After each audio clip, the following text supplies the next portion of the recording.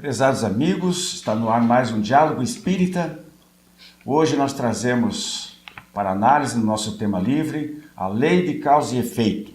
Do que se trata? Vamos procurar, a gente fala bastante sobre isso no nosso meio, vamos ver aqui alguns desdobramentos, algumas definições, algumas comparações com outros conceitos que a gente ouve por aí.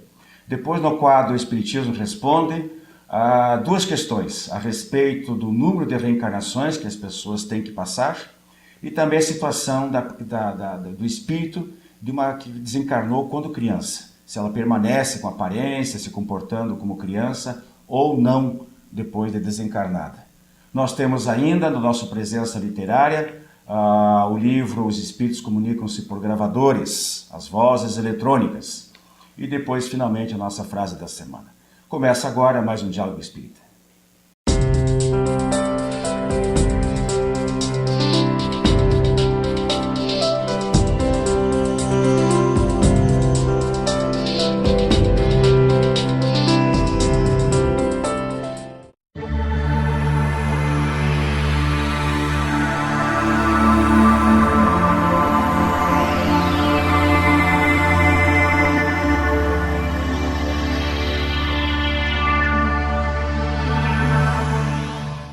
Prezados amigos, eu estou aqui na companhia do Gilberto Tomasi, Robson Balaguer. Olá, amigos. Nós vamos falar aí um pouquinho sobre a lei de causa e efeito. E nós vamos começar pelas definições. Vamos começar aqui pela pena de Talião, pela lei de Talião. A origem da lei de Talião é do Código de Hammurabi, 1780 a.C., mais ou menos. E, ao contrário do que muita gente pensa, não deriva de Talião. Talião não foi um cidadão, mas deriva, sim, da palavra taliter. Não sei se a pronúncia correta seria essa aí. Ou seja, uma reciprocidade de punição. Então, se o indivíduo faz uma coisa, o lesado tem o direito de retribuir na mesma moeda, digamos assim. É o chamado olho por olho, dente por dente. Né? E também outro detalhe, na época foi uma coisa boa. Porque isso aí ele foi criado, foi instaurada, digamos, a lei de Talião, para evitar que as pessoas fizessem justiça com as próprias mãos. Inibia, né? E também de uma maneira desproporcional. Então ela veio, de certa forma, regular ou regulamentar a prática da justiça. Depois nós temos aí o problema do karma, e aí eu queria já passar para vocês aí, porque do ponto de vista, o karma é um conceito hindu, budista, né? As duas religiões utilizam. O Espiritismo fala muito em karma porque se popularizou, mas nas obras de Kardec não se encontra esse termo. Então ele não está, do ponto de vista doutrinário, correto. Nós aplicamos outros conceitos que nós vamos ver agora. Agora, karma significa o quê? Significa os efeitos bons ou ruins de uma determinada ação. Ok? Então não existe o bom karma e o mau karma. Quando a gente fala em, isso aqui é um karma, a gente sempre pensa que é uma coisa ruim, não necessariamente. É isso, Gilberto, Robson? Com toda certeza. Porque a ideia geralmente é essa, né? Que você sempre, quando se fala em karma ou causa e efeito, que a gente vai ver lá à frente, é sempre em função de alguma coisa ruim que está te acontecendo. E não é bem assim, né? É um composto, como se falou, de coisas boas ou más, que vai depender depois de como a gente reagir em função disso para saber se é boa ou não é. Sim, né? De acordo com o livre-arbítrio de cada um, né? Quais tomamos, dependendo da situação, seja bom ou ruim, que vai gerar, digamos, essa ação, né? Seja boa ou ruim, devido conforme o caminho que optarem, né? O karma e a lei de causa e efeito também, assim, são os efeitos. Agora, isso pode ser bons ou ruins, depende, como o Robson diz, do nosso livre-arbítrio. E um outro termo bastante usado, aí já no meio espírita, é a lei, eles chamam de a lei de ação e reação. Eu, pessoalmente, não gosto muito desse termo, não concordo muito com ele, embora tenha uma obra ótima do André Luiz, através da mediunidade do Chico Xavier, que se chama exatamente isso, ação e reação. Por que eu coloco para vocês concordam? Que ela tem uma conotação muito mais da lei da física, da terceira lei de Newton, do que propriamente, né, aquela coisa inflexível. A reação é proporcional, é de mesma intensidade, mesma direção e sentido contrário à ação. Né? Mas a lei de causa e efeito não funciona exatamente assim. Eu também concordo com você, Wilson, porque a lei de Newton, essa terceira lei da física, ela dá aquela conotação que a reação vai ser do tamanho proporcional à ação. E a lei de causa e efeito, eu pelo menos, não sei o que vocês acham, penso diferente, porque às vezes a reação, ou seja, o efeito, ele pode ser diminuído com relação à causa, dependendo de como você enfrenta o problema, né? Se tem algumas atenuantes. Então eu penso dessa forma. Quando o Newton tratou dessa lei, ele estava falando da física, da parte física, material. Né? Embora a gente pode aplicar isso na parte moral, como é o caso também da lei de ação e reação, que ela é o efeito moral mais do que material. Só que Deus, nós temos que entender o seguinte, Deus não é mecânico, não funciona de uma forma mecânica. As leis divinas, elas são justas e perfeitas, e dentro dessa própria perfeição, dessa própria justiça, ela comporta isso que o Gilberto acenou ali. Dá essa possibilidade, né? Exatamente, ela é flexível, ela vai de acordo com o comportamento, ela pode ser mutada. Nós vamos ver agora aqui justamente esses desdobramentos. Então, pessoalmente, parece que os nossos companheiros concordam com o nosso ponto de vista, de que a lei de causa e efeito, ela deveria ser mais usada, em detrimento, digamos assim, de ação e reação.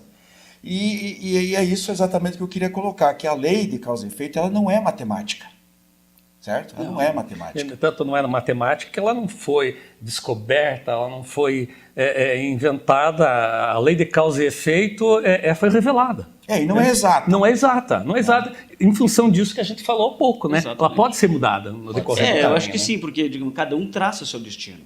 E eu acho que isso, na natureza, não falo dentro do espiritismo, mas na natureza, nada não segue uma regra. Não tem aquela regra, tem que ser assim.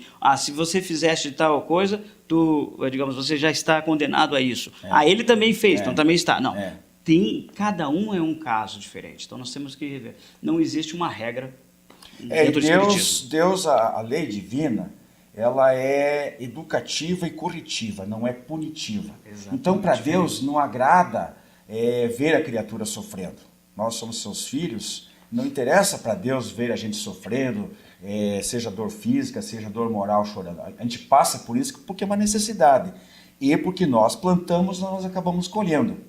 Mas, no primeiro momento que o indivíduo mostra um sinal de arrependimento e estica a mão, digamos, estende a mão para a reparação daquele ato, Deus alivia, certo? É como se fosse um desconto. Uma das situações é essa. Mas não é aquele arrependimento também que salva, né? Não é aquele arrependimento que salva. É aquela, digamos, isso vai ser gradativamente. Pode ser nessa vida, pode ser uma outra. Então não é que você fez isso, resolveu, digamos, se arrepender que já está salvo. Então, no livro A Vida Escreve, exatamente do Chico Xavier, conta um caso de um indivíduo que fora um senhor de escravos e ele mutilou um escravo numa determinada reencarnação, certo? Aqui no Brasil mesmo. E ele reencarna e ele em princípio, pelo o chamado karma, ele teria que perder esse braço, da mesma maneira como ele havia procedido em relação ao escravo. Só que ele volta com projetos muito bons de prática do bem e se torna, inclusive, não por ser espírita, mas dentro do movimento espírita, se torna um médium passista. Ele faz a caridade de transmitir energias através do passe. E isso, com o tempo, com as energias fluindo pelos braços, pelas mãos dele, ele conseguiu, ao invés de perder o braço inteiro, ele perdeu apenas um polegar. Então isso mostra exatamente essa mabialidade exatamente. da lei. Palavra difícil, mas é essa mesmo. Então se veja, Wilson, que ele não deixou de cumprir ou de resgatá-lo, de pagar o mal feito, exatamente. Mas foi ele dado o direito de não perder o braço todo. Teve a expiação, digamos, ele teve que expiar aquilo ali, né? Mas não de uma maneira tão como deveria ser, mas mais a menos. Né? Não precisava mais castigá-lo. A lei de Deus, ela permitiu que ele já está encaminhado. Ele já se arrependeu, ele está praticando bem, então por que fazer... Ele é mais útil com o braço agora do que sem, né? Porque ele pode aplicar fisioterapia. Embora, certo, com um braço só também poderia, mas talvez não seja o ideal. Mas encaixa bem a lei, aquilo que Jesus dizia, né? O amor cobre uma multidão de pecados. Essa aí se encaixa cada direitinho. Um de acordo com suas obras. Uma outra situação... também é que essa dívida, né, digamos, vamos colocar assim, ela pode ser parcelada em várias reencarnações. Então o que acontece? Às vezes é um resgate muito doloroso, e o indivíduo não está totalmente fortalecido, pronto para aquela empreitada. Então ele pede, Deus concede, através dos espíritos instrutores, aqueles que preparam a reencarnação de todos os indivíduos, de que ele possa sofrer um pouco nessa, mais um pouco naquela, e vai acabar passando. Mas, como disse, a prestação. Sim, porque daí ele vai ter o suporte, em cada reencarnação ele vai ter o suporte necessário para passar cada degrauzinho. Porque às vezes ele vem em uma reencarnação e não tem um suporte. Que suporte seria esse? Desde material, né, familiares, amigos, até espiritual. O grupo que o cerca, né? É. E às vezes é necessário uma encarnação para ser conscientizado do mal feito, do mal a ser reparado. Parece muito fácil na teoria, mas a gente aqui reencarnado sabe que é complicado absorver de uma forma geral, de uma vez só, isso tudo. Né? É só ver aquilo que as pessoas falam. Né? Poxa, antigamente o mundo era pior, era mais maldade. Já tem essa consciência, então por aí vai. Outra situação também que pode acontecer, pode ser adiado um determinado resgate. Então a moratória pode ocorrer ou por solicitação do próprio indivíduo, né? Ou através de intercessórios. Então, às vezes, o espírito de uma mãe, de uma avózinha, de um paizinho, né, pedem para que Deus, que os bons espíritos façam um adiamento. Um exemplo prático que eu dou aqui é o seguinte: às vezes uma senhora, uma mulher, tem que passar por uma enfermidade grave, né, digamos, às vezes um câncer de mama, qualquer coisa. E aí, mas ela está com os filhos pequenos. Então, há uma moratória para daqui 5, 10, 15 anos, quando os filhos já estarão um pouco mais crescidos, porque talvez essa doença pode até levá-la ao óbito. Então, a falta, para não prejudicar o crescimento, a educação dos filhos, os laços afetivos e tudo, pode ter esse adiamento aí. Né? Então, pode ser por interesse próprio para o indivíduo ou porque alguém intercedeu por ele. E pode ser cancelada. Pode ser cancelada também, definitiva. Da missão, né? Naquela mesma situação, onde pode ser atenuada, pode ser... O nosso companheiro aqui, aliás, os dois, são contadores. E eu gosto muito desse exemplo aqui. Antigamente se usava fichinhas, né? Hoje tudo é eletrônico. Então tem a fichinha dos créditos e a fichinha dos débitos. Você vai somando de um lado e vai ver o saldo embaixo. É isso que conta. Então você pode errar bastante, mas se você acertar bastante, você vai compensar. E no final você vai ter um saldo positivo ou negativo. É isso que conta. É isso que determina o futuro. O Vocês resultado, entendem assim também? é o resultado, né? Digamos, as demonstrações de resultados que a gente tem durante a vida. De acordo com o nosso, como eu já falei no começo, o nosso livre-arbítrio, né? Pelas escolhas do bem ou para o mal. Especialmente, né, Gilberto, eu acho que quando o assunto, o tipo de erro que a pessoa cometeu, ela passa a resgatar ou através da prática do bem na mesma área. Por exemplo, um indivíduo que praticou muitos abortos, seja a mulher em si ou seja quem fez, quem patrocinou isso aí. Né? É um karma, vamos voltar para o termo que todo mundo conhece, é um efeito de uma causa muito sério, uma responsabilidade muito grande. As pessoas que fizeram, vão ter que reparar e tal, mas não precisa se apavorar. Deus dá oportunidades tantas quantas forem necessárias. E não necessariamente, digamos, ela cometeu 10 abortos, vai ter que morrer 10 vezes abortada. Isso não existe. O que vai acontecer nessa situação? Se ela passar a trabalhar com crianças, se ela adotar crianças, se ela, sabe, é nesse sentido... Ou fazer um trabalho contra o aborto, então, conscientização. Isso. Então, não é na mesma moeda, né? Por isso que diz que a lei de causa e efeito, ela é mais... Mas não, ela é maleável nesse sentido. Não é a lei de Italião. Não é a lei de Ela Italião. causa o efeito de que você tem que assumir responsabilidade, que algum efeito acontece. Agora, os desdobramentos futuros vai depender muito do que você fizer no presente. Vem uma situação do passado e você tem que enfrentá-la, tem que quitar aquilo ali. Mas depende do que você faz hoje, fundamentalmente hoje. E também tem a situação dos créditos antecipados. Da mesma maneira que você vai num banco, você quer investir ou quer reparar, mas está devendo um juro muito alto. Você vai pegar um outro empréstimo a um juro mais baixo para pagar aquela primeira dívida, por exemplo. Né?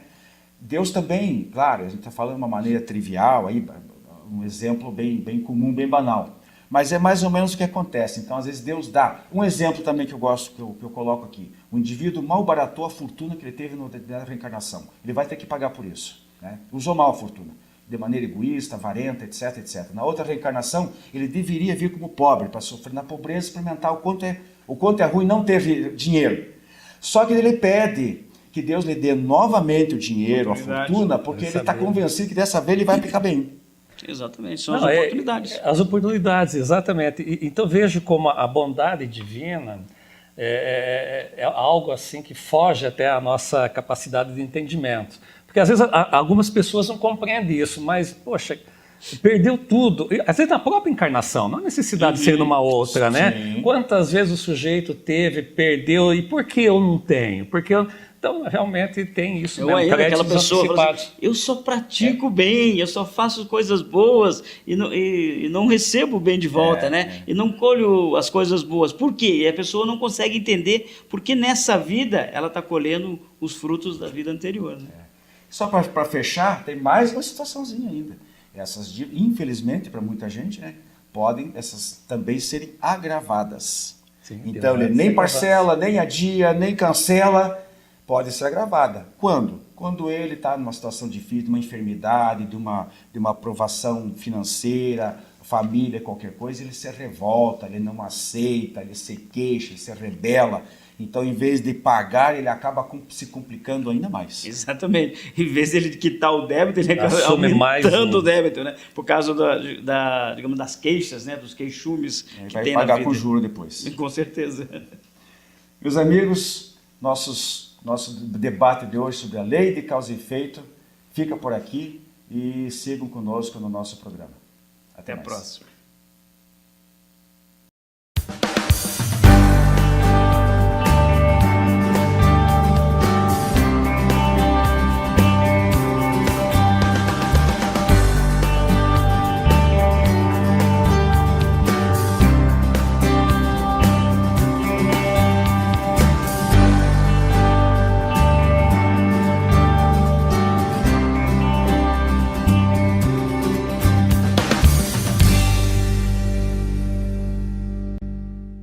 Você tem um familiar ou amigo com problemas de álcool ou drogas? Venha conhecer a comunidade psicossomática Nova Consciência em Capivari. Uma clínica com médico, psicólogo, terapeutas e especialistas no tratamento da dependência química. Atendemos pacientes do sexo masculino com período de recuperação de 4 a 6 meses para desintoxicação, terapia, conscientização e renovação de valores. Maiores informações, acesse comunidadenovaconsciência.com.br ou ligue 34917000 com Saulo ou Arnaldo. A editora M de Capivari, São Paulo, possui um catálogo com mais de 400 títulos. São romances, contos, livros de estudos, de mensagens, biografias, filosóficos, científicos e infanto-juvenis. Um de seus últimos lançamentos é a Saga de Dois Irmãos, romance do autor Essa de Queiroz e psicografia de Wanda Canucci. Herdeiros de grande propriedade rural, da qual dependem muitas pessoas, um dos irmãos pode pôr a missão a perder, por falhas de caráter. Contatos vendas@editoram.com.br, telefone 19 34 97 7000. M, uma editora que leva o espiritismo a sério.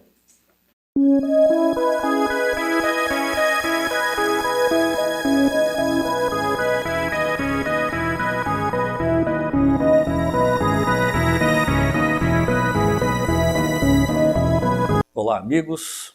No quadro Espiritismo Responde de hoje, como de costume, temos aqui duas perguntas que nos são enviadas por vocês, telespectadores, que vamos responder à luz da doutrina espírita. A primeira pergunta que nos foi enviada é a seguinte: quando morre uma criança, o espírito dela fica como criança até reencarnar novamente para depois crescer? E a resposta é sim. Dependendo, logicamente, da maturidade espiritual desse espírito. Por quê? Porque quando o espírito desencarna, ele permanece, num primeiro momento, com os mesmos condicionamentos mentais que tinha na Terra, até ele se conscientizar da sua real situação, ou seja, até ele ter consciência no mundo espiritual que já desencarnou, que não está mais aqui apegado à matéria, né? Então, quando o espírito desencarna, ele vai permanecer como criança ou como adolescente, quando for o caso, por um determinado tempo, dependendo, como eu já falei, da sua evolução. Ou seja, do seu grau de entendimento até que ele adquira plena consciência, então, da sua condição real e das suas necessidades, né? se há necessidade de continuar com o mesmo estado que tinha na Terra ou não. Então isso geralmente acontece com espíritos que ainda estão em situação de pouca evolução espiritual. Porque aquele espírito que já está mais evoluído, ele já chega no mundo espiritual, ele já percebe que desencarnou, que não está mais aqui na Terra, então não tem o porquê ficar com a mesma forma que tinha quando encarnado. Então por isso que nas colônias espirituais aqui próximas à Terra, se encontram espíritos em condição de crianças e adolescentes. Por quê? Porque realmente ainda estão muito apegados à matéria, estão ainda muito ligados à Terra, não se deram conta que desencarnaram e que não há mais necessidade então de manter essa afeição que tinham anteriormente. Agora deve-se saber, entretanto, que esta situação perdura por um determinado período, não é para sempre. Como eu falei, vai chegar um momento ou outro que ele vai perceber que não há mais necessidade disso, né? Então, essa foi a primeira pergunta. Então, a segunda pergunta que nos foi enviada é a seguinte: quantas reencarnações nós teremos?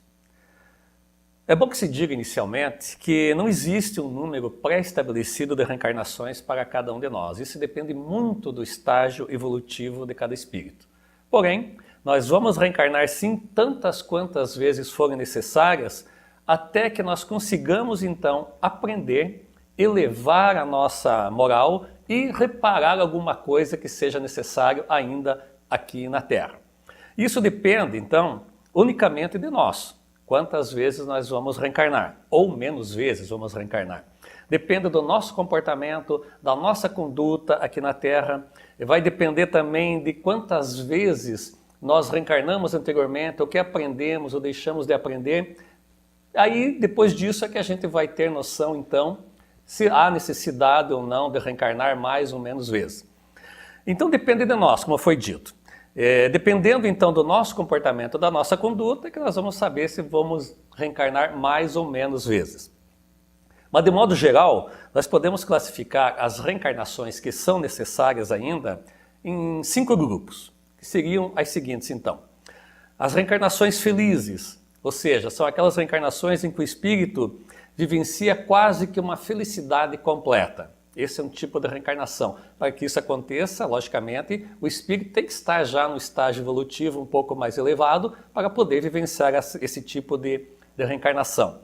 A segunda reencarnação seria a chamada reencarnação suave, que é aquele período, aquele prêmio que o espírito teria então como um repouso, algo assim um pouco mais suave. Viria a reencarnar para repousar aqui.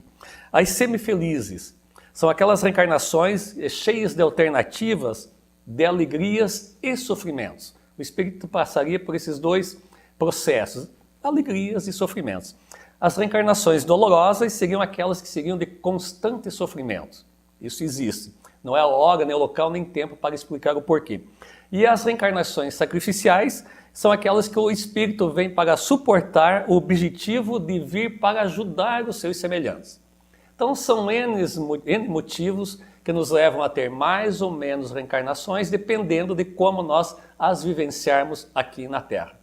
Agradecemos pela colaboração, pelo envio de perguntas e continue mandando pelo e-mail que está abaixo para que nós possamos respondê-las à luz da doutrina espírita. Muito obrigado a todos e fiquem na paz de Jesus.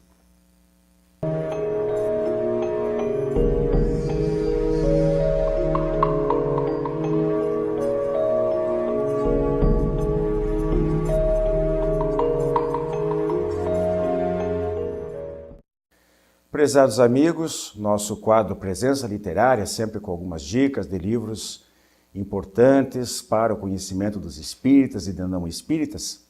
Hoje nós trazemos aqui a análise o livro Os Espíritos Comunicam-se por Gravadores, de Peter Bander. Portanto, não é um espírita, é um pesquisador, um estudioso norte-americano. Esse livro foi publicado em 1985 pela editora Edicel, tem 190 páginas, né? E, como eu disse, se trata de um tema relativamente pouco estudado no movimento espírita.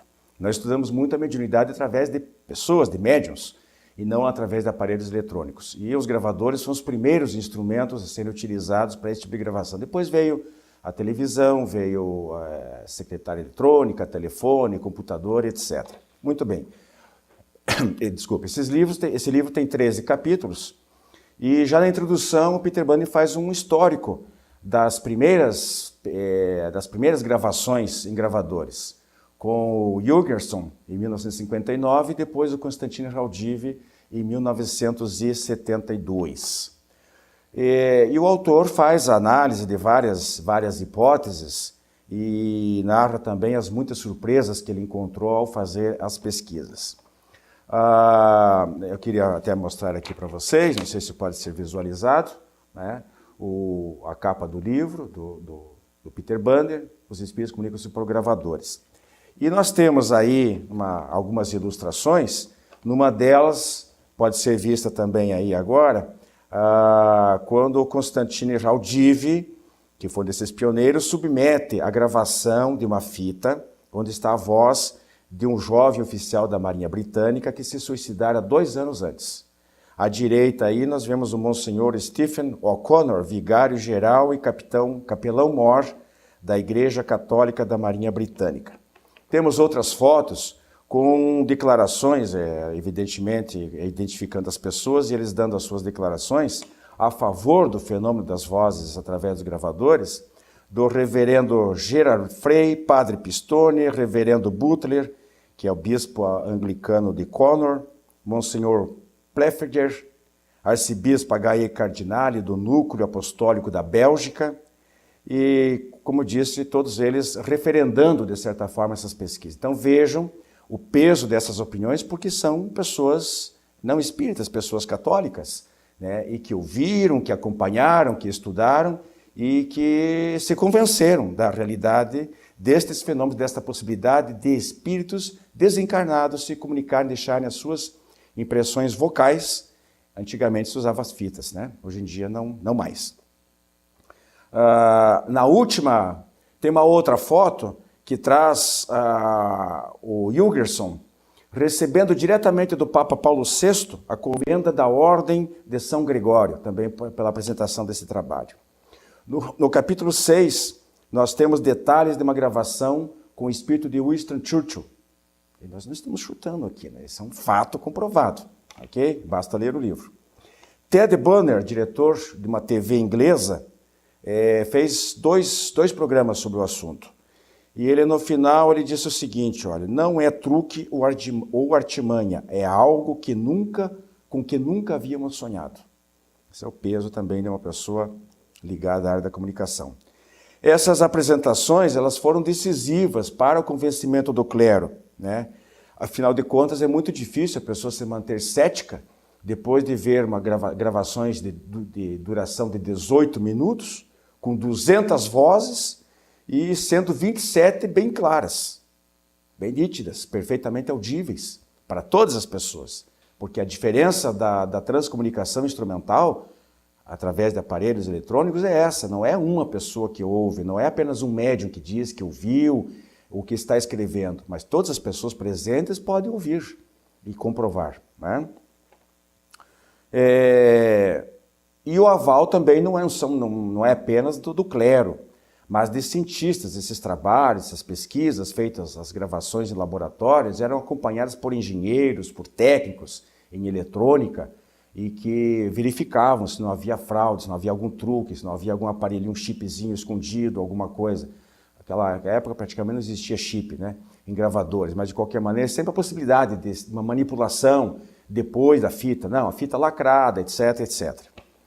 E para a gente finalizar, o pesquisador D.R. Nange, de Gotemburgo, ele recorreu ao auxílio de uma médium encarnada, de uma médium, né, normal, como a gente conhece, a Leslie Flint, para obter instruções que um espírito passou através dela para melhorar as condições técnicas dos aparelhos, dos gravadores, para receber mensagem de espíritos através dos aparelhos. Então, um trabalho conjunto entre uma médium propriamente dita, e a recepção da comunicação via eletrônica. Então, fica aí, meus amigos, o nosso abraço. E a recomendação, procurem, através da editora Edicel, nos catálogos, talvez em sebo, em algumas livrarias, vocês vão encontrar, não é um livro tão antigo e é um livro relativamente fácil de encontrar. Os Espíritos Comunicam-se por Gravadores, Peter Bunny. Um abraço e até o nosso próximo programa.